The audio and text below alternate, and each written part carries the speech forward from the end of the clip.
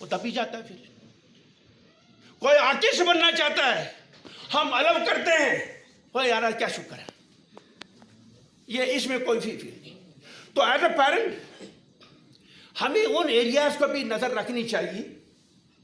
और स्ट्रेस बढ़ेगा और प्रेशर बढ़ेगा। मैंने कहा आने वाले 2 साल में हमारे सारे टीचर इररेलेवेंट हो जाएंगे, क्योंकि हमारे पास इन्वेजन होगा किसका? आर्टिफिशियल इंटेलिजेंस का। खुद भी रेलेवेंट बनो आज के मार्केट के लिए, क्योंकि आजकल इन्वेजन है आर्टिफिशियल इंटेलिजेंस का। अगर हम आर्टिफिशियल इंटेलिजेंस ना सीखे, then we are likely to be declared as a persona non grata in the coming 2 years. So if you want to be the relevant to the society, तो हमें artificial intelligence को समझना और सीखना बहुत ज़रूरी है। हमें मशीन लर्निंग को सीखना बहुत ज़रूरी है। हमें बिग डाटा एनालिसिस को समझना ज़रूरी है। हमें कोडिंग सीखना बहुत ज़रूरी है। अगर हमने अपने आप को रेलेवेंट नहीं बनाया है फॉर द कमिंग 2 years के लिए, so we will be declared as redundant and we will be declared as not relevant to the market. ये भी स्ट्रेस करता है, क्योंकि जो विजनरी होता है, जो लीडर होता है, वो विजन को देखता है, मिशन और विजन को देखता है कि आने वाले वक्त में कौन सी डेवलपमेंट आनी है। तो हम अपनी डेवलपमेंट के लिए हम अपने आप को तैयार करते हैं। उसमें क्या होता है? we reduce the examination stress. So therefore, we should not compare our kid with others.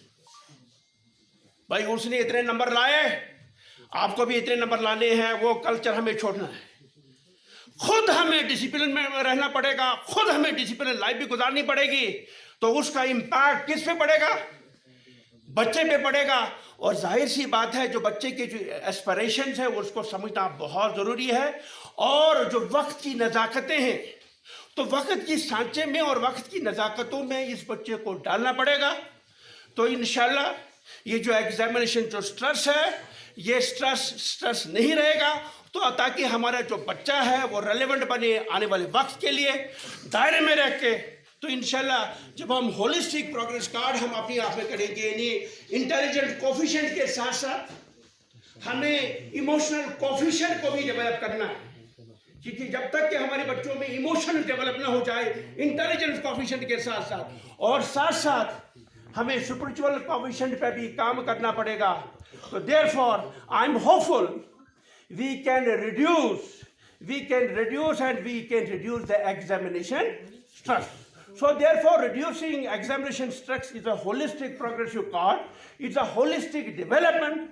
Parent, teacher, society, isn't it? And the child, जब मिल बैठ के देखेंगे इस स्ट्रेस को हम कैसे ओवरकम करेंगे।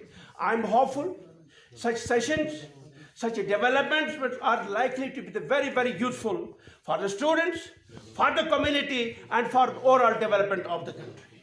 So therefore, we must study the national education policy. It focuses on joy learning, it focuses on activity-based learning, and it focuses more and more on technology. So if you want to reduce the stress and be the relevant to the coming times, you have to develop the holistic personality without losing courage, isn't it? और ये भी देखा गया है, हम लोग जिन बच्चों के पास घर में परेशानियां हैं, उन बच्चों को थोड़ा इमोशनली मजबूत बनाओ, ठीक है? क्योंकि जो घर की परेशानी है उसको अपॉर्चुनिटी समझना चाहिए। अगर घर में परेशानी है उसको बोलो वो आपकी अपॉर्चुनिटी है, और जब जो चैलेंज होता है उसको जब आप अपॉर्चुनिटी लेते हैं, क्योंकि पहले लीडर को लीडर बनना पड़ेगा।